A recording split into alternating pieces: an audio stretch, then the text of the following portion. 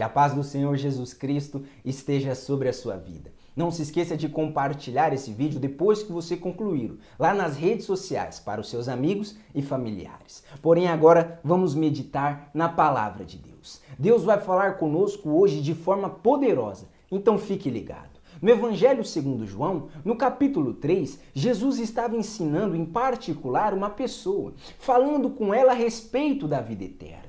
E num certo momento, Jesus disse que aquele que cresce nele não seria condenado. Por outro lado, aqueles que não crescem em Jesus seriam condenados. E no versículo que nós vamos estudar, Jesus justifica o porquê que essas tais que não creram nele serão condenados. Então vamos lá? No Evangelho segundo João, capítulo 3, verso 19, diz o seguinte: acompanhe comigo.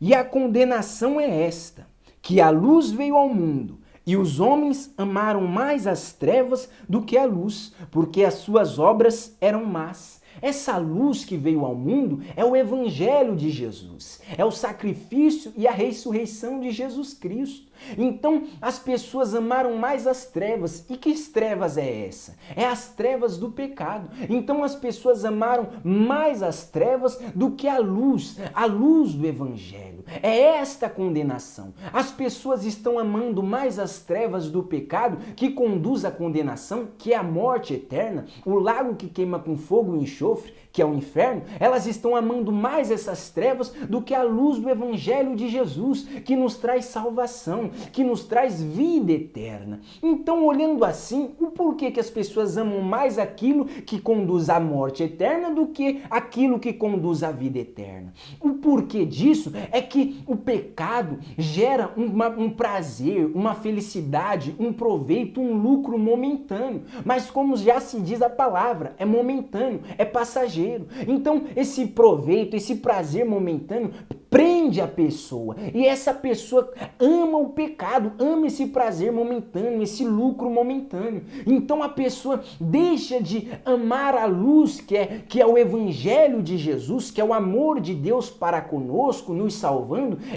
As pessoas deixam de amar a luz para amarem essas trevas do pecado, que conduz à morte eterna. Então estão sendo conduzidas ao prejuízo eterno. Aparentemente, as pessoas acham que estão tendo um lucro, um proveito, um prazer, mas aquilo é momentâneo, é passageiro. Então as pessoas ficam presas aos momentos, às coisas de passagem, aquilo que não é eterno. E é por isso que elas amam mais as trevas do pecado. Por quê? Porque elas não ponderam lá na frente. A pessoa tem que ter visão. Ela não pode viver um dia de cada vez, como se diz aí, eu vivo um dia de cada vez, seja o que for, o que vive é. Não, as pessoas têm que ter visão lá na frente. Por quê? Porque essa carne, a carne do ser humano, é pó, vai voltar para o pó. Então, quando a carne dessa pessoa voltar para o pó, e aí? O que será dela? Ela que amou as trevas, ela que amou o pecado, vai receber a condenação.